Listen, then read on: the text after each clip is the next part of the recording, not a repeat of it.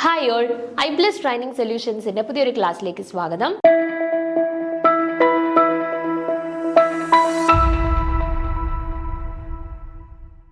ഇന്ന് നമ്മൾ സ്റ്റാർട്ട് ചെയ്യാനായിട്ട് പോകുന്ന ചാപ്റ്റർ നമ്മുടെ കെമിക്കൽ ഇക്വിലിബ്രിയം ആണ്. നമ്മുടെ അയോണിക് ഇക്വിലിബ്രിയം, കെമിക്കൽ ഇക്വിലിബ്രിയം രണ്ടും കൂടെ കമ്പൈൻ ചെയ്തിട്ട് ഒറ്റ യൂണിറ്റിനകത്തായിട്ടാണ് കൊടുത്തിട്ടുള്ളത്. അതിൽ നമ്മൾ അയോണിക് ഇക്വിലിബ്രിയം എന്ന് പറയുന്ന പോർഷൻ ഏകദേശം കവർ ചെയ്തിട്ടുണ്ട്. അപ്പോൾ അടുത്ത ഒരു സെക്ഷനാണ് കെമിക്കൽ ഇക്വിലിബ്രിയയുടെ കുറച്ച് പോർഷൻസ് കൊടുത്തിട്ടുള്ളത്. അപ്പോൾ ആ ഒരു കെമിക്കൽ ഇക്വിലിബ്രിയയുടെ പോർഷൻസ് ആണ് ഇന്ന് നമ്മൾ സ്റ്റാർട്ട് ചെയ്യാനായിട്ട് പോകുന്നത്. As the reaction proceeds, after some time, the rate of the backward reaction becomes equal to the rate of the forward reaction. As a result, the concentration of the reactants and products do not change with time. This state is called the state of chemical equilibrium. അപ്പോൾ എപ്പോഴാണ് നമ്മളൊരു reaction നടത്തിക്കൊണ്ടിരിക്കുകയാണ്. അപ്പം ഒരു particular time എത്തുമ്പോൾ നമ്മൾ പറയും അവിടെ ഒരു ഇക്വിലിബ്രിയം സ്റ്റേറ്റിൽ അവർ അറ്റൈൻ ചെയ്തു എന്ന് പറയും, അല്ലേ? അപ്പോൾ എപ്പോഴാണ് നമ്മൾ യൂഷ്വലി പറയുക ഒരു സിസ്റ്റം ഒരു ഇക്വിലിബ്രിയം കണ്ടീഷൻ അറ്റൈൻ ചെയ്തു എന്ന്? ആ ഒരു സിസ്റ്റത്തിന്റെ റേറ്റ് ഓഫ് ഫോർവേഡ് റിയാക്ഷനും റേറ്റ് ഓഫ് ബാക്ക്വേർഡ് റിയാക്ഷനും തുല്യമാവുന്ന സമയത്ത് നമുക്ക് പറയാം എന്താ, അവിടെ ഒരു state of chemical equilibrium attain ചെയ്തു എന്ന് പറയാം.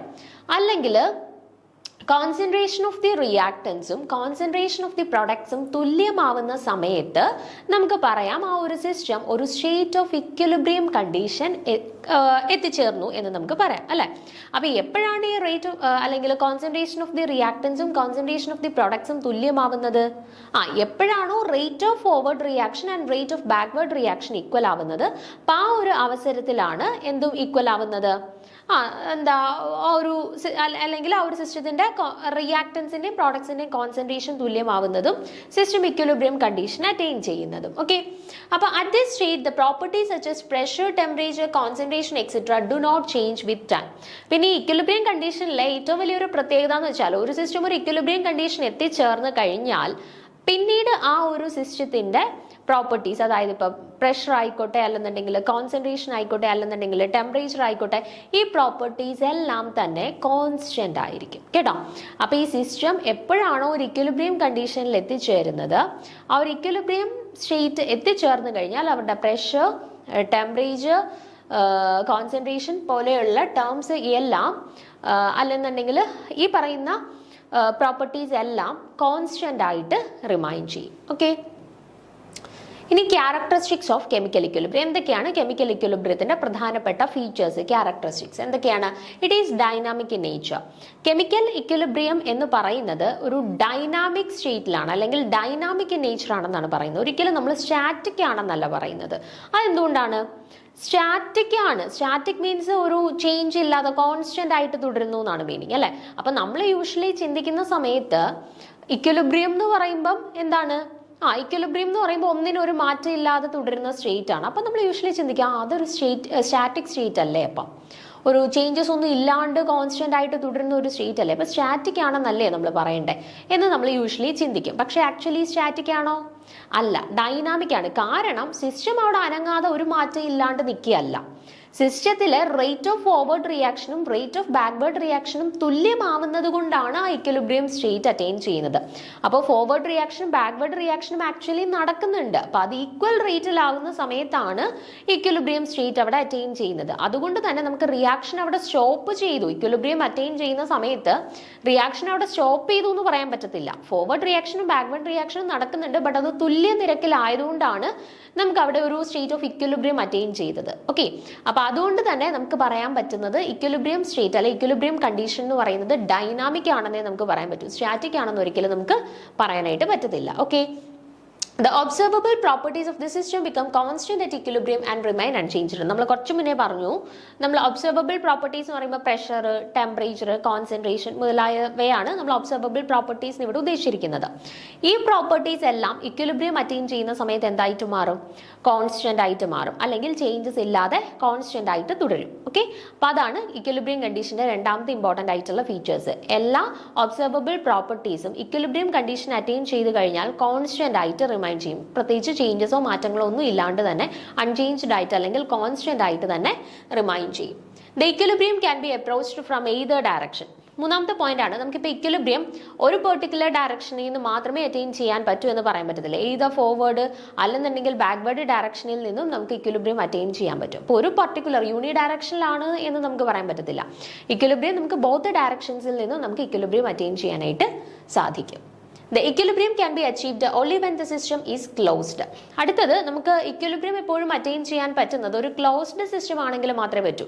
നമുക്കൊരു ഓപ്പൺ സിസ്റ്റം ആണ് നമ്മൾ കൺസിഡർ ചെയ്യുന്നത് എന്നുണ്ടെങ്കിൽ അവിടെ നമുക്കൊരു ഇക്വിലിബ്രിയം അറ്റൈൻ ചെയ്യാനായിട്ട് പറ്റത്തില്ല. സോ ബിക്കോസ് അവിടെ എക്സ്ചേഞ്ച് ഓഫ് എനർജി മാറ്റർ എല്ലാം നടക്കുന്നുണ്ട്. സോ ആ ഒരു കേസിൽ നമുക്ക് ഒരു ഇക്വിലിബ്രിയം കണ്ടീഷൻ അവിടെ ഈസിലി നമുക്ക് കൊണ്ടുവരാനായിട്ട് പറ്റത്തില്ല. പക്ഷെ ഒരു ക്ലോസ്ഡ് സിസ്റ്റം ആണ് എന്നുണ്ടെങ്കിൽ അങ്ങനെയുള്ള സിസ്റ്റംസിൽ നമുക്ക് വളരെ ഈസി ആയിട്ട് ഒരു ഇക്വിലിബ്രിയം മെയിൻറ്റെയിൻ ചെയ്യാനായിട്ട് നമുക്ക് സാധിക്കും. Okay, then A catalyst cannot alter the position of the equilibrium. അടുത്ത പോയിന്റ് എന്താ പറഞ്ഞിരിക്കുന്നത്?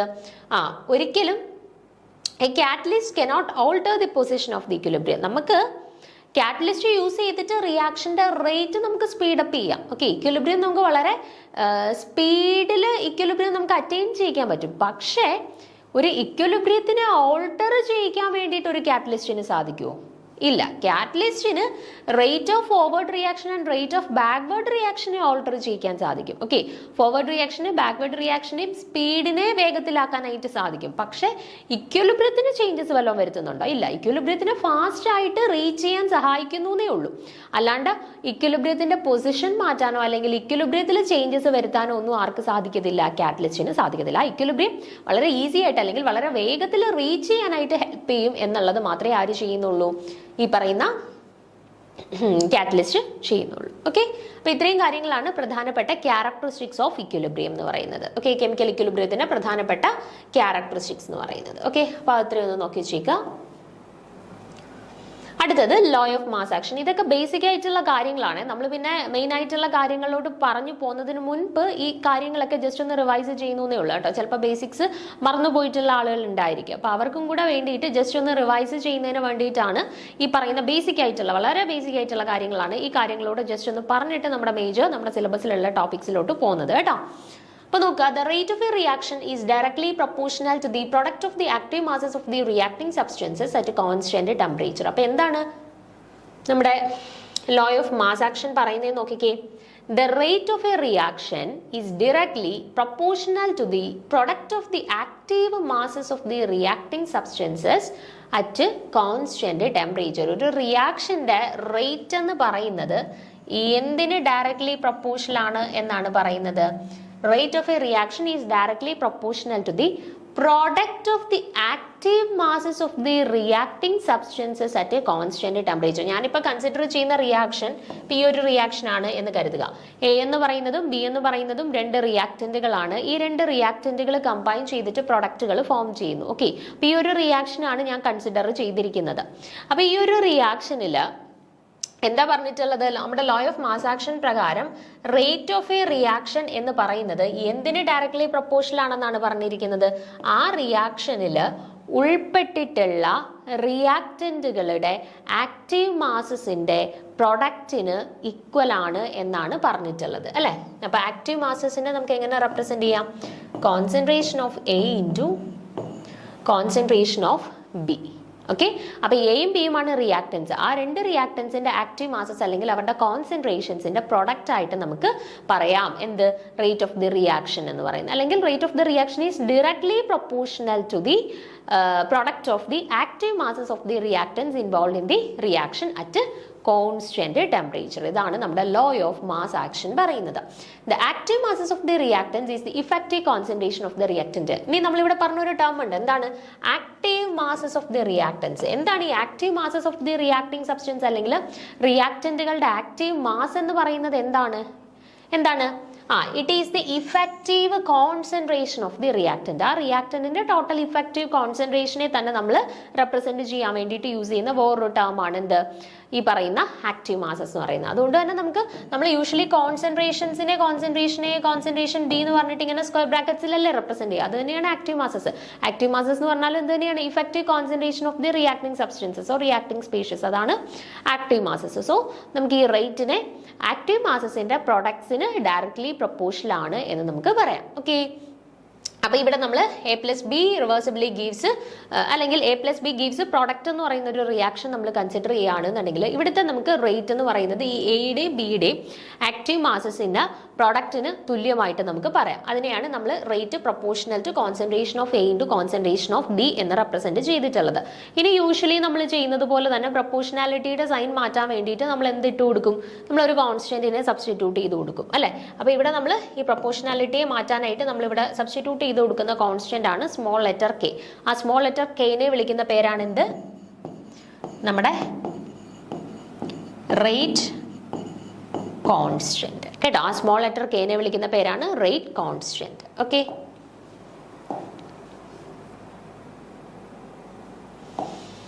where concentration of A and concentration of B are the active masses of the reactants A and B. A, B എന്ന് പറയുന്ന രണ്ട് റിയാക്ടൻസിന്റെ concentrations അല്ലെങ്കിൽ അവരുടെ active മാസസിനെയാണ് നമ്മൾ ഈ ഒരു സ്ക്വയർ ബ്രാക്കറ്റിൽ A, B എന്ന് പറഞ്ഞിട്ട് റെപ്രസെന്റ് ചെയ്യുന്നത്. ഓക്കെ, ഇനി K എന്ന് പറയുന്നത് ഒന്നുകിൽ നമ്മൾ റേറ്റ് കോൺസ്റ്റന്റ് എന്ന് പറയാം, അല്ലെങ്കിൽ വെലോസിറ്റി കോൺസ്റ്റന്റ് എന്നും പറയാറുണ്ട് കേട്ടോ. റേറ്റ് കോൺസ്റ്റന്റ് അല്ലെങ്കിൽ വെലോസിറ്റി കോൺസ്റ്റന്റ്. ഇനിയിപ്പോൾ നോക്കിക്കേ, നമ്മുടെ റേറ്റിന്റെ ഇക്വേഷൻ നമുക്ക് കിട്ടി K into concentration of A into concentration of B. ഇവിടെ ഇനിയിപ്പം ഈ കോൺസെൻട്രേഷൻ ഓഫ് എയും കോൺസെൻട്രേഷൻ ഓഫ് ബിയും യൂണിറ്റി ആണ് എങ്കിൽ അല്ലെങ്കിൽ 1 ആണ് എന്നുണ്ടെങ്കിൽ നമ്മുടെ റേറ്റിന്റെ ഇക്വേഷൻ എങ്ങനെയാ വരിക? റേറ്റ് ഈക്വൽ ടു എന്താ? കെ ഇൻറ്റു 1 ഇൻറ്റു 1 എന്ന് വരും, വിച്ച് ഈസ് ഈക്വൽ ടു എന്ത്? കെ എന്ന് കിട്ടി. അതായത് rate equal to K or rate equal to rate constant എന്ന് കിട്ടി അല്ലേ? അപ്പം നമുക്ക് റേറ്റ് കോൺസ്റ്റന്റിനെ നമുക്ക് എങ്ങനെ ഡിഫൈൻ ചെയ്യാം? Rate constant of a reaction is defined as the rate of a reaction. എപ്പോഴാണ്? When the concentrations of the reactants are unity. റിയാക്ടൻസിന്റെ കോൺസെൻട്രേഷൻസ് യൂണിറ്റി ആവുന്ന സമയത്ത് നമുക്ക് റേറ്റ് കോൺസ്റ്റന്റിനെ എന്തെന്ന് ഡിഫൈൻ ചെയ്യാം? റേറ്റ് എന്ന് ഡിഫൈൻ ചെയ്യാം. അപ്പൊ റേറ്റ് കോൺസ്റ്റന്റിനെ നമുക്ക് എങ്ങനെ ഡെഫിനിഷൻ വൈസ് പറയാം? Rate constant is defined as the rate of a reaction when the concentrations of the reactants are unity. റിയാക്ടൻസിന്റെ കോൺസെൻട്രേഷൻസ് യൂണിറ്റി ആവുന്ന സമയത്ത് റേറ്റ് കോൺസ്റ്റന്റ് അല്ലെങ്കിൽ വെലോസിറ്റി കോൺസ്റ്റന്റ് എന്ന് പറയുന്നത് എന്തിനു തുല്യമാവും? റേറ്റ് ഓഫ് ദി റിയാക്ഷന് തുല്യമാവും. ഓക്കെ, അപ്പൊ thus the rate constant of a reaction at a given temperature may be defined as the rate of a reaction when the concentrations of each of the reactant is unity. നമ്മൾ പറഞ്ഞ കാര്യമാണ് കേട്ടോ. അപ്പോൾ rate constant എന്താണ് എന്നുള്ളതും മനസ്സിലാക്കി വെച്ചേക്കുക. Okay, ഇനി നമ്മൾ ഇതിൽ നിന്നും എന്തിലോട്ട് പോവാണ്? നേരെ ഇക്വിലിബ്രിയം കോൺസ്റ്റന്റിലോട്ട് പോവാണ്. അപ്പോൾ റേറ്റ് കോൺസ്റ്റന്റിനെ നമ്മൾ സ്മോൾ ലെറ്റർ കെ വെച്ചിട്ട് റെപ്രസെന്റ് ചെയ്തു. ഇക്വിലിബ്രിയം കോൺസ്റ്റന്റ് വരുമ്പോൾ ക്യാപിറ്റൽ ലെറ്റർ കെ വെച്ചിട്ടാണ് നമ്മൾ റെപ്രസെന്റ് ചെയ്യുക അല്ലേ? അപ്പോൾ നോക്കിക്കേ, consider A general reversible reaction A plus BB reversibly gives CC plus DD. By the law of mass action, the rate of forward reaction is given. ഇപ്പോൾ ഇവിടെ നോക്കിക്കേ, ഞാനിവിടെ ഒരു റിവേഴ്സിബിൾ റിയാക്ഷൻ കൺസിഡർ ചെയ്തിട്ടുണ്ട്. എ ബി എന്ന് പറയുന്നത് reactance ആണ്, C D എന്ന് പറയുന്നത് നമ്മുടെ പ്രോഡക്റ്റ് ആണ്. And small letter A B C D എന്ന് പറയുന്നത് റിയാക്ടൻസിന്റെയും പ്രോഡക്ട്സിന്റെയും കോഎഫിഷ്യൻസിനെയുമാണ് റെപ്രസെന്റ് ചെയ്യുന്നത്. അങ്ങനെയാണെന്നുണ്ടെങ്കിൽ നമുക്ക് ഫോർവേഡ് റിയാക്ഷന്റെ ആദ്യം കൺസിഡർ ചെയ്യാം. ഈ ഫോർവേഡ് റിയാക്ഷന്റെ മാത്രം ഞാൻ റേറ്റ് കൺസിഡർ ചെയ്യുകയാണെങ്കിൽ റേറ്റ് ഓഫ് ഫോർവേഡ് റിയാക്ഷൻ എനിക്ക് എങ്ങനെ എഴുതാം? Rate constant K into forward റിയാക്ഷന്റെ കറസ്പോണ്ടിങ് ആയതുകൊണ്ട് നമുക്ക് അതിനെ കെ എഫ് എന്ന് കൊടുക്കാം. ഓക്കെ, ഇപ്പൊ കെ എഫ് ഇൻറ്റു എന്താണ്? Product of the concentrations of the reactants. അപ്പൊ എയുടെ coefficient small letter A, then ബിയുടെ കോഎഫിഷ്യന്റ് സ്മോൾ ലെറ്റർ ബി. അപ്പൊ നമുക്ക് ഫോർവേഡ് റിയാക്ഷന്റെ കറസ്പോണ്ടിങ് ആയിട്ടുള്ള റേറ്റിന്റെ ഇക്വേഷൻ കിട്ടിയല്ലോ. എന്താ? Rate of forward reaction equal to K F into concentration of A raise to A into concentration of B raise to B എന്ന് കിട്ടി. ഇനി ഇതേ സമയത്ത് നമുക്ക് ഇനി ബാക്ക്വേർഡ് റിയാക്ഷൻ ഒന്ന് കൺസിഡർ ചെയ്ത് നോക്കാം. ബാക്ക്വേർഡ് റിയാക്ഷന്റെ കറസ്പോണ്ടിങ് ആയിട്ടുള്ള നമുക്ക് ആർ ബി എന്ന് കൊടുക്കാം. ഓക്കെ, റേറ്റ് ഓഫ് ബാക്ക്വേർഡ് റിയാക്ഷന് നമുക്ക് ആർ ബി എന്ന് കൊടുക്കാം, വിച്ച് ഈസ് ഈക്വൽ ടു എന്താ? റേറ്റ് കോൺസ്റ്റന്റിന് ബാക്ക്വേർഡ് റിയാക്ഷന്റെ കറസ്പോണ്ടിങ് ആയതുകൊണ്ട് തന്നെ നമുക്ക് അതിനെ കെ ബി എന്ന് റെപ്രസെന്റ് ചെയ്യാം. ഓക്കെ, ഇൻറ്റു കോൺസെൻട്രേഷൻ ഓഫ്, ഇവിടെ നമുക്ക് എന്താ ബാക്ക്വേർഡ് റിയാക്ഷൻ കൺസിഡർ ചെയ്യുന്ന സമയത്ത് ഈ സി ഡി എന്ന് പറയുന്നത് എന്തായിട്ട് മാറും? റിയാക്ടന്റുകളായിട്ട് മാറും അല്ലെ? അതായത് സി ഡി എ ബി ആയിട്ട് മാറുകയാണ്. സോ റിയാക്ടൻസ് ആയിട്ട് നമുക്ക് ആരെ കൺസിഡർ ചെയ്യേണ്ടി വരും? സിനെയും ഡിനെയും കൺസിഡർ ചെയ്യേണ്ടി വരും ബാക്ക്വേർഡ് റിയാക്ഷനിൽ. അപ്പൊ ഇവിടെ എന്ത് വരും? Concentration of C raise to C into concentration of D raise to D എന്ന് വരും. ഓക്കെ, അപ്പൊ റേറ്റ് ഓഫ് ഫോർവേഡ് റിയാക്ഷനും റേറ്റ് ഓഫ് ബാക്ക്വേർഡ് റിയാക്ഷന്റെയും കറസ്പോണ്ടിങ് ആയിട്ടുള്ള രണ്ട് ഇക്വേഷൻസ് നമുക്ക് കിട്ടിയിട്ടുണ്ട്. K F A raise to A into B raise to B എന്ന് പറയുന്നത് റേറ്റ് ഓഫ് ഫോർവേഡ് റിയാക്ഷനും and rate of backward reaction എന്ന് പറയുന്നത് K B into concentration of C raise to C into D raise to D. Okay, ഇനി എന്താ ചെയ്യുന്നതെന്ന് വെച്ചാൽ നമുക്കറിയാം ഇക്വിലിബ്രിയം കണ്ടീഷൻ അറ്റൈൻ ചെയ്യുന്ന സമയത്ത് ഇക്വിലിബ്രിയം എന്ന് പറയുന്നത് എപ്പോഴാണ്? റേറ്റ് ഓഫ് ഫോർവേഡ് റിയാക്ഷനും റേറ്റ് ഓഫ് ബാക്ക്വേർഡ് റിയാക്ഷനും തുല്യമാവുന്ന സമയത്താണ് ഒരു ഇക്വിലിബ്രിയം സ്റ്റേറ്റ് അറ്റൈൻ ചെയ്തു എന്ന് നമ്മൾ യൂഷ്വലി പറയുന്നത്. അല്ലെങ്കിൽ റേറ്റ് ഓഫ് റിയാക്ടൻസും റേറ്റ് ഓഫ് പ്രൊഡക്ട്സും തുല്യമാവുന്ന സമയത്താണ് നമ്മൾ ഇക്വിലിബ്രിയം അറ്റൈൻ ചെയ്തു എന്ന് നമുക്ക് പറയാൻ പറ്റുക. ഓക്കെ, അപ്പം ഞാനിവിടെ equilibrium condition consider ചെയ്യുകയാണേ.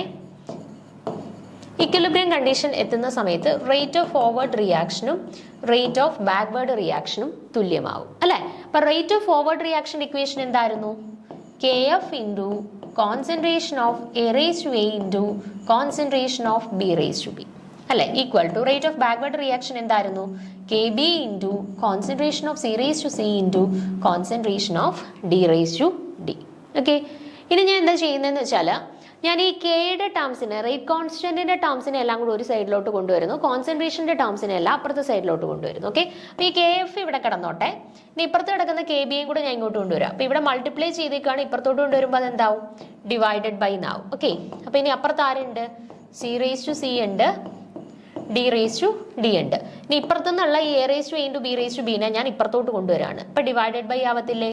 So A raised to A into B raised to B എന്നായി. ഓക്കെ, അപ്പം നമുക്ക് KF by KB equal to concentration of C raised to C into concentration of D raised to D by concentration of A raised to A into concentration of B raised to B എന്ന് കിട്ടി. Okay, ഇനി നമ്മൾ എന്താ ചെയ്യാൻ പോകുന്നത്? ഇവിടെ ഈ KF by KB, KF എന്ന് പറയുന്നത് rate constant for the forward reaction ആണ്, അതായത് ഇതൊരു കോൺസ്റ്റന്റ് വാല്യൂ ആണ്. ആൻഡ് KB എന്ന് പറയുന്നത് rate constant for the backward reaction ആണ്. അപ്പോൾ ഇതും എന്താണ്? ഒരു കോൺസ്റ്റന്റ് വാല്യൂ ആണ് അല്ലേ? അപ്പം രണ്ടും കോൺസ്റ്റന്റ് വാല്യൂസ് ആണ്. ഇപ്പം ഈ രണ്ട് കോൺസ്റ്റന്റ് വാല്യൂസിനെ തമ്മിൽ നമ്മൾ ഡിവൈഡ് ചെയ്യുന്ന സമയത്ത് നമുക്ക് വീണ്ടും കിട്ടുന്നത് എന്തായിരിക്കും? പുതിയ ഒരു കോൺസ്റ്റന്റ് വാല്യൂ ആയിരിക്കും നമുക്ക് കിട്ടുക. ഓക്കെ, ഈ രണ്ട് കോൺസ്റ്റന്റ് വാല്യൂസിനെ തമ്മിൽ ഡിവൈഡ് ചെയ്യുന്ന സമയത്ത് നമുക്ക് വീണ്ടും ഒരു കോൺസ്റ്റന്റ് വാല്യൂ ആയിരിക്കും നമുക്ക് കിട്ടുക. ഓക്കെ, അപ്പോൾ ആ കോൺസ്റ്റന്റ് വാല്യൂവിനെ ഞാൻ ക്യാപിറ്റൽ K എന്ന് റെപ്രസെന്റ് ചെയ്തു. ഓക്കെ, മറ്റേത് റേറ്റ് കോൺസ്റ്റന്റിന്റെ രണ്ടും സ്മോൾ കേസ് ആയിരുന്നു, ഇവിടെ ഞാൻ അതിനെ റീപ്ലേസ് ചെയ്തിട്ട് ക്യാപിറ്റൽ K എന്ന് കൊടുത്തു. ഓക്കെ, അപ്പം നമ്മുടെ ഇക്വേഷൻ എങ്ങനെ മാറി? Capital K equal to concentration of C raised to C into concentration of D raised to D by concentration of A raised to A into concentration of B raised to B. ഈ capital Kനെയാണ് നമ്മൾ എന്തെന്ന് വിളിക്കുക? Equilibrium constant എന്ന് വിളിക്കുക. എന്തെന്ന് വിളിക്കുക? Equilibrium constant എന്ന് വിളിക്കുക. അപ്പോൾ ഇക്വിലിബ്രിയം കോൺസ്റ്റന്റ് നമുക്ക് എന്ത് കിട്ടി? ആ concentrations of the products divided by concentrations of the reactants എന്ന് കിട്ടി. Product of the concentrations of the product by product of the concentrations of the reactants എന്ന് കിട്ടി. അപ്പോൾ ഇതാണ് നമ്മുടെ ഇക്വിലിബ്രിയം കോൺസ്റ്റന്റ് Kയുടെ ഇക്വേഷൻ വരിക. ഓക്കെ,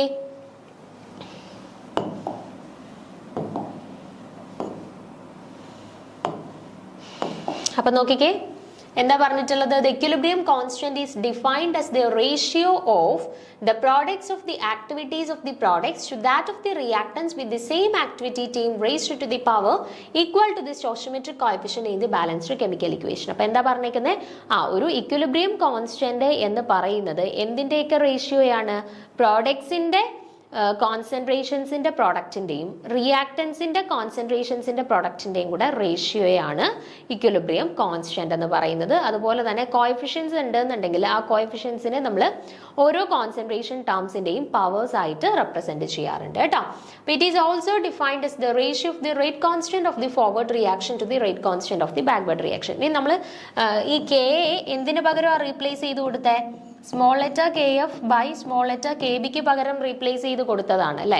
അതായത് rate constant of forward reaction by rate constant of backward റിയാക്ഷന് പകരമാണ് നമ്മൾ ഇക്വിലിബ്രിയം കോൺസ്റ്റന്റ് Kനെ സബ്സ്റ്റിറ്റ്യൂട്ട് ചെയ്ത് കൊടുത്തത് അല്ലേ? അതുകൊണ്ട് നമുക്ക് വേണം എന്നുണ്ടെങ്കിൽ ഇക്വിലിബ്രിയം കോൺസ്റ്റന്റിനെ എങ്ങനെയും ഡിഫൈൻ ചെയ്യാം. It is the ratio of the rate constant of the forward reaction to the rate constant of the backward reaction. അപ്പോൾ ഈ രണ്ട് രീതിയിലും നമുക്ക് ഇക്വിലിബ്രിയം കോൺസ്റ്റന്റിനെ ഡിഫൈൻ ചെയ്യാനായിട്ട് സാധിക്കും. ഓക്കെ, അടുത്തത് equilibrium constant in terms of the concentration. അപ്പോൾ ഇക്വിലിബ്രിയം കോൺസ്റ്റന്റിനെ ഇനി നമുക്ക് പല ടേംസിൽ റെപ്രസെന്റ് ചെയ്യാനായിട്ട് പറ്റും. ഇക്വിലിബ്രിയം കോൺസ്റ്റന്റിനെ നമുക്ക് in terms of concentration represent ചെയ്യാം, in terms of pressure represent ചെയ്യാം, in terms of mole fraction നമുക്ക് റെപ്രസെന്റ് ചെയ്യാം. ഓക്കെ, അപ്പോൾ ഈ ഓരോ ടേംസിലും നമുക്ക് എങ്ങനെയാണ് ഇക്വിലിബ്രിയം കോൺസ്റ്റന്റിനെ നമുക്ക് റെപ്രസെന്റ് ചെയ്യാൻ സാധിക്കുന്നത് എന്ന് നമുക്കൊന്ന് നോക്കണം. ഓക്കെ, അപ്പോൾ നോക്കുക, at low concentrations the active masses can be represented by concentrations. അപ്പോൾ എപ്പോഴാണ് ലോ കോൺസെൻട്രേഷൻസ് ആണ് എന്നുണ്ടെങ്കിൽ നമുക്ക് ഈ ആക്റ്റീവ് മാസസിനെ കോൺസെൻട്രേഷന്റെ ടേംസിൽ നമുക്ക് റെപ്രസെന്റ് ചെയ്യാൻ പറ്റും. അല്ലെന്നുണ്ടെങ്കിൽ നമ്മുടെ ഇക്വിലിബ്രിയം കോൺസ്റ്റന്റിനെ നമുക്ക് കോൺസെൻട്രേഷന്റെ ടേംസിൽ നമുക്ക് റെപ്രസെന്റ് ചെയ്യാൻ പറ്റും. എപ്പോഴാണ്? At low concentrations. കോൺസെൻട്രേഷൻസ് വളരെ കുറവാണ്, ലോ കോൺസെൻട്രേഷൻസ് ആണ് എന്നുണ്ടെങ്കിൽ നമുക്ക് ഇതുപോലെ റെപ്രസെന്റ് ചെയ്യാനായിട്ട് പറ്റും. ഓക്കെ, അപ്പൊ ഇവിടെ നോക്കിക്കേ, ഞാനിവിടെ ആക്റ്റീവ് മാസസിന്റെ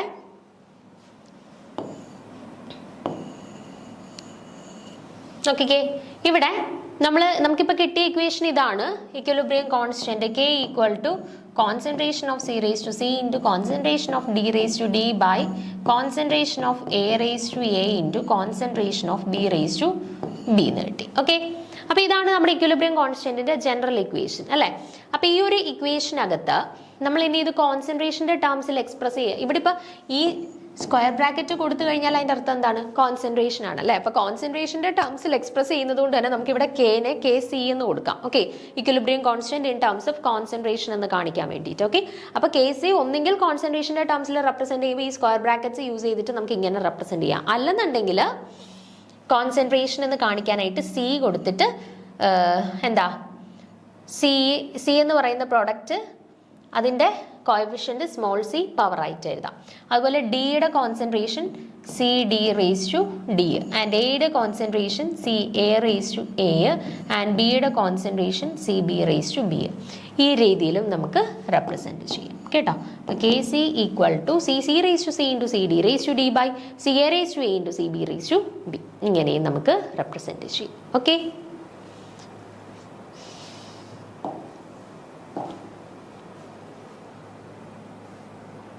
അപ്പം അതിൽ പ്രശ്നമൊന്നുമില്ല. ആ രണ്ട് രീതിയിൽ കോൺസെൻട്രേഷന്റെ ടേംസിൽ റെപ്രസെന്റ് ചെയ്യുന്നതിന് പ്രശ്നമൊന്നുമില്ല. അത് നോക്കി വെച്ചേക്കാം.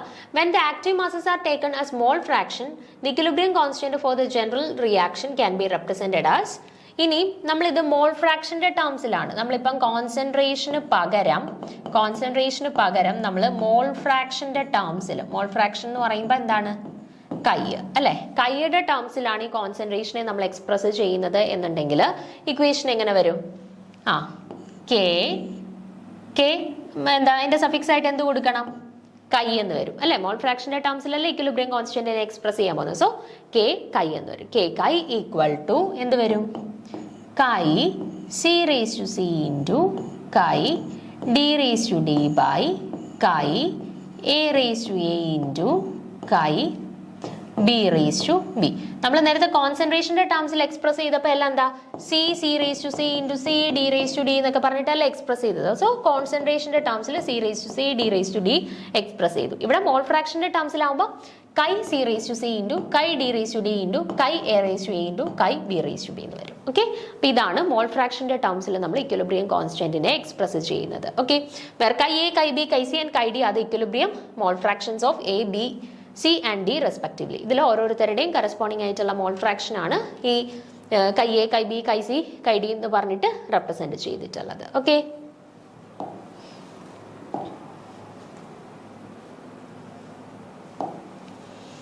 അടുത്തത് equilibrium constant in terms of pressure. പ്രഷറിന്റെ ടേംസിലുള്ള ഇക്വിലിബ്രിയം കോൺസ്റ്റന്റ് ആണ് ഇനി നമ്മൾ പറയാനായിട്ട് പോകുന്നത്. ഈ പ്രഷറിന്റെ ടേംസിലാവുമ്പോഴത്തേനും നമ്മൾ എന്ത് വ്യത്യാസമായിരിക്കും വരിക?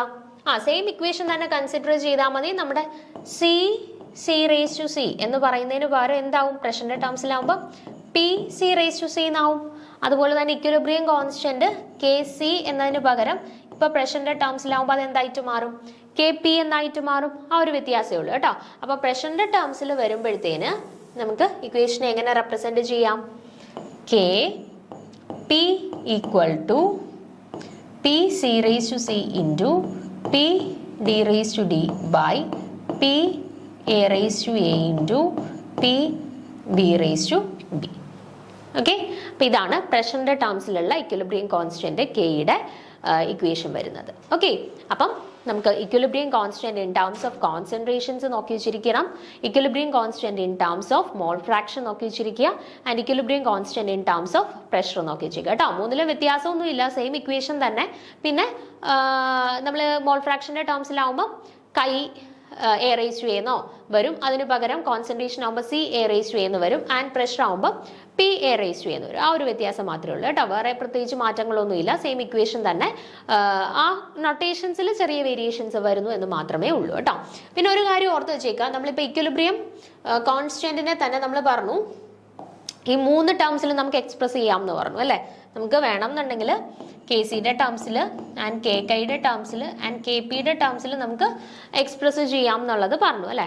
അതിൽ കെ സി എന്ന് പറയുന്നത് പ്രത്യേകിച്ച് കണ്ടീഷനൊന്നുമില്ല. ഏതൊരു റിയാക്ഷൻ നമ്മൾ കൺസിഡർ ചെയ്ത് കഴിഞ്ഞാലും അതിനെ നമുക്ക് കെ സിയുടെ ടേംസിൽ അല്ലെന്നുണ്ടെങ്കിൽ കോൺസെൻട്രേഷൻ്റെ ടേംസിൽ എക്സ്പ്രസ് ചെയ്യാനായിട്ട് പറ്റും. പക്ഷേ കെ പി എന്ന് പറയുമ്പോഴത്തേന് അല്ലെങ്കിൽ പ്രഷറിൻ്റെ ടേംസിൽ നമുക്കിപ്പം എക്സ്പ്രസ് ചെയ്യണം എന്നുണ്ടെങ്കിൽ ഉള്ള കണ്ടീഷൻ എന്താണെന്ന് വെച്ചാൽ എല്ലാവരും ഗ്യാസ് ആയിരിക്കണം. റിയാക്ടൻസും പ്രൊഡക്ട്സും എല്ലാവരും ഗേഷ്യസ് സ്റ്റേറ്റിലാണ് എന്നുണ്ടെങ്കിൽ മാത്രമേ നമുക്ക് ഇക്വിലിബ്രിയം കോൺസ്റ്റന്റിനെ പ്രഷറിന്റെ ടേംസിൽ അല്ലെങ്കിൽ കെ പിയുടെ ടേംസിൽ നമുക്ക് എക്സ്പ്രസ് ചെയ്യാനായിട്ട് പറ്റുള്ളൂ. ഓക്കെ, അപ്പോൾ ഈ കെ പിയുടെ ടേംസിൽ എക്സ്പ്രസ് ചെയ്യുന്ന സമയത്ത് അവരുടെ കണ്ടീഷൻ ഒന്ന് നോക്കി വെച്ചേക്കണം. എന്താണ് എസെൻഷ്യൽ കണ്ടീഷൻ? അല്ലെങ്കിൽ നമുക്ക് കെ പിയുടെ ടേംസിൽ അവർ എക്സ്പ്രസ് ചെയ്യണമെങ്കിലുള്ള കണ്ടീഷൻ എന്താണ്? ഓൾ റിയാക്ടൻസ് ആൻഡ് പ്രൊഡക്ട്സ്, എല്ലാ റിയാക്ടൻസും പ്രൊഡക്ട്സും എന്തായിരിക്കണം? ഇൻ ഗേഷ്യസ് സ്റ്റേറ്റ് ആയിരിക്കണം കേട്ടോ. ഗേഷ്യസ് സ്റ്റേറ്റ് ആയിരിക്കണം. എങ്കിലും മാത്രമേ നമുക്ക് എന്ത് എക്സ്പ്രസ് ചെയ്യാൻ പറ്റൂ? കെ പിയുടെ ടേംസിൽ നമുക്ക് ഇക്വിലിബ്രിയം കോൺസ്റ്റന്റിനെ എക്സ്പ്രസ് ചെയ്യാനായിട്ട് പറ്റുള്ളൂ.